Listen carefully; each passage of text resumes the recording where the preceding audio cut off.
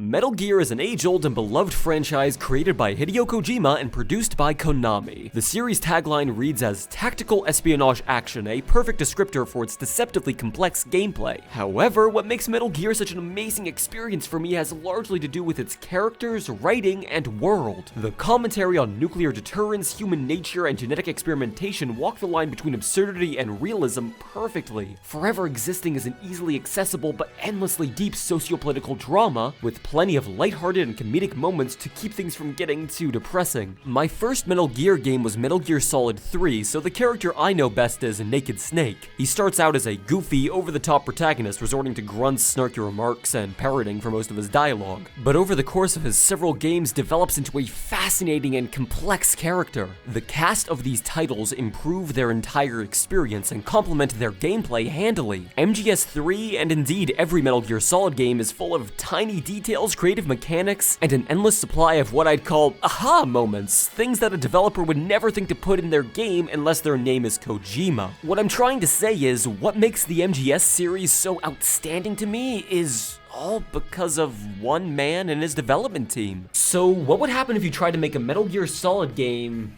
without Kojima? Aside from a few weird NES ports, every single game in the Metal Gear roster was, until recently, made or directly influenced by Kojima in some way. Even the spin-offs like Metal Gear Rising, which was largely written by the man, or Portable Ops, which he produced. Metal Gear was Kojima's baby. Nearly every aspect of what makes the franchise stand out was crafted by him, including all the bad stuff. However, after the successful but costly launch of Metal Gear Solid 5, Kojima took an extended vacation from Konami and announced his withdrawal from any future work on Metal Gear titles. It seems Konami was tired of Kojima's grandiose projects and/or was worried about him washing his hands of Metal Gear as a franchise, so removing him took care of all their problems. And now, with a financially successful, world-renowned socio-political soap opera at their fingertips, they could do anything they pleased. So they made a zombie survival game. Released in February 2018, Metal Gear Survive took the engine, map, assets, and none of the fun from Phantom Pain and created a generic, cliched, boring zombie survival Metal Gear game. When asked about the title, Kojima described it as, quote, not fitting in my vision of the series, and that Metal Gear is supposed to be about political fiction and espionage. To me, that's putting it lightly. Normally, I like to be coy in these videos. I try to play devil's advocate, see diamond dogs in the rough, so to speak. I don't want to assume the worst of any title before playing it, but even from the start, Metal Gear Survive put a bad taste in my mouth. And having played enough of it to last me a lifetime, I can go into this video now saying this is the most soulless game I've played since Mighty No. 9. Currently on Steam, a whopping 34 players are partaking in this sorrow-fueled nightmare, just narrowly beating out such classics as Overkill's The Walking Dead.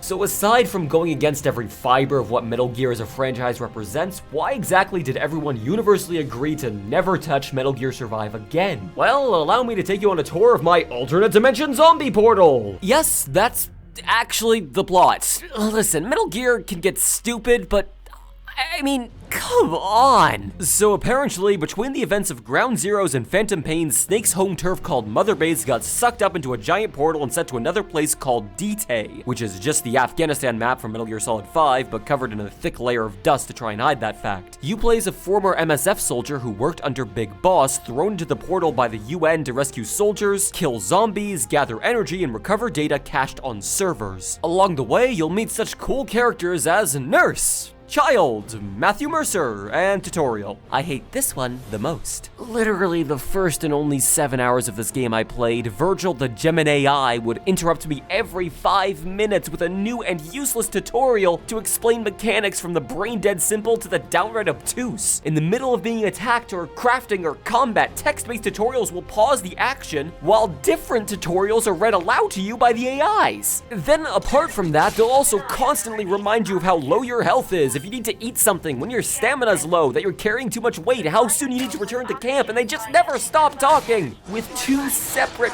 painfully slow robotic voices, constantly interrupting you, constantly nagging you, and I'm sorry, but I'm afraid they won't let you switch them off.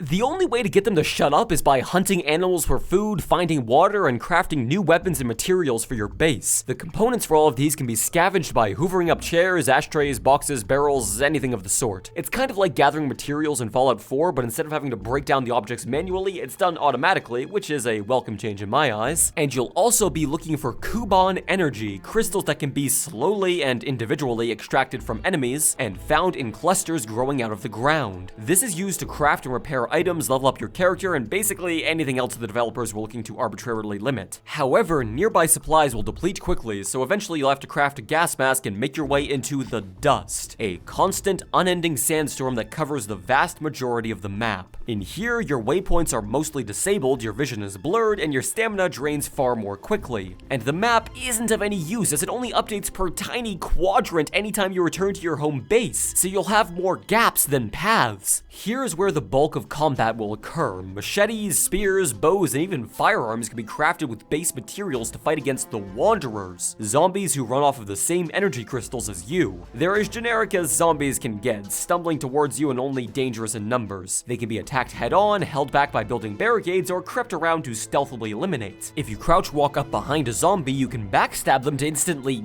kill the- I'm sorry, am I seeing this right? Does crouching deplete my stamina? Does crawling deplete my stamina? This is a Metal Gear game, isn't it? Why am I being penalized for sneaking? That would be like if Mario had a stamina bar for jumping. What? I can swing a sledgehammer as many times as I want with no consequence, but if I walk with my legs in a sneaking manner, that has to be limited? Why is this a Metal Gear game? This aspect alone is enough to turn me off from Metal Gear Survive. I know it seems like a small thing to get so upset about, but anytime I try to sneak around a group of zombies in the dust, I have a time limit before I run out of stealth juice and have to drink some water and try again. And even then, the zombies' health and damage scales with yours, which makes leveling up totally pointless, by the way, so backstabs will eventually stop granting instant kills. Attempting to be sneaky in a game whose franchise's main component is stealth provides no tactical advantage whatsoever. You're always better off just charging headlong at enemies or poking them with a stick behind a fence. Tactical espionage action. The only reason Survive has the Metal Gear logo slapped on it is because Konami wanted to soak up as much money from the IP as they could after booting Kojima from the company. How do I know this? Well, let's let this $30 game's wall of microtransactions speak for me. If you want to expand your base's storage space, you have to spend money. If you want more resources when you're running low, you have to spend money. If you want to make another save slot for the game, you have to personally deliver $10 American into Konami's gob. As if the Metal Gear branded pachinko machines weren't enough proof that Konami only cares about this beloved franchise enough to make their own philosopher's legacy out of it. Anyways, this game pretty much loops from here. Some days you'll go through the dust, some days you'll feed on a gerbil. Through this trial, you'll deal with rescuing more survivors, and eventually you'll need to start supplying a stream of food and water to your base, and build enough shelter to keep them safe. Why can't I build more shelters? The main storyline of the game has forced more people on me than I have shelters, so why can't I? So apparently, in order to make enough shelters to keep your crew happy, you have to do more main storyline quests to arbitrarily unlock the ability to do so. Meaning the game forces your base to be in the red and hurting for no reason until it suddenly decides you've earned the ability to house all the troops you've quartered. Do be careful where you build the houses though, as without warning the game will send waves of zombies to attack your base before interrupting you with another tutorial while you scramble to craft the bullets you weren't worried you would need one at a time. That's right, by the way, guns are impractical and expensive to fire in this Metal Gear game. Tactical espionage action. At this point, I've given up on trying to play the rest of Metal Gear Survive. I did read a synopsis of the rest of the plot, though.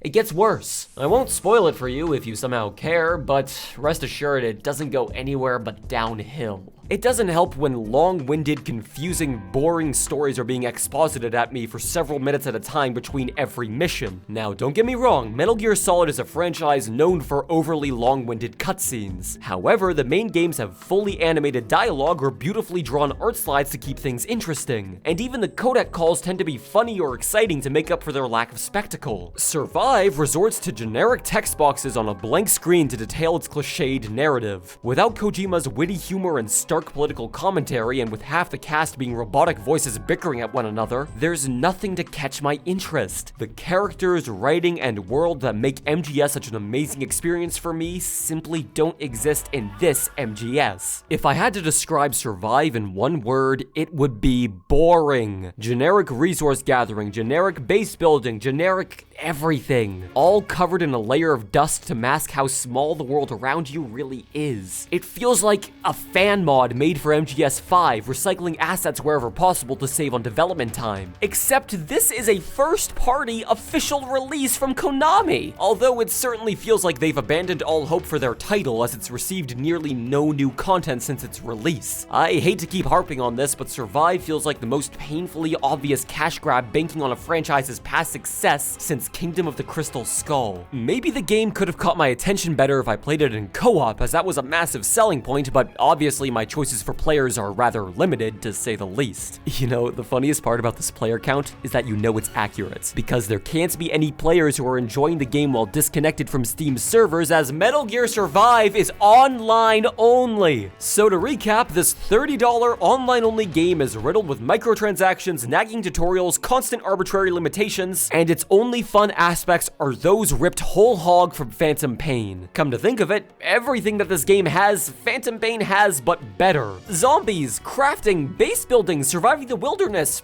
pointless microtransactions, it's all there. And you know what else is there too? A Metal Gear Solid game! All the tactics, espionage, and action that players expect from a game with the prefix Metal Gear. And this, to me, is the clear-cut reason why Metal Gear Survive has deterred players on a nuclear scale. Yet thousands of people continue to enjoy Metal Gear Solid 5 nearly 4 years later. At the end of the day, it all comes down to this. One of these games understands Metal Gear, and one of them simply does not. If Konami had kept Kojima on, this game would have never happened, and even if we never got another Metal Gear Solid entry again, we would all be better off for it. If you want a zombie survival game, take your pick from the hundreds of free ones on the market. You'll have an experience equal or far greater with not a penny spent. And if you want a Metal Gear game, well, for a fraction of the price, spare yourself the tedium and enjoy the Phantom Pain, rather than its shambling corpse. Thanks for watching, and take it easy.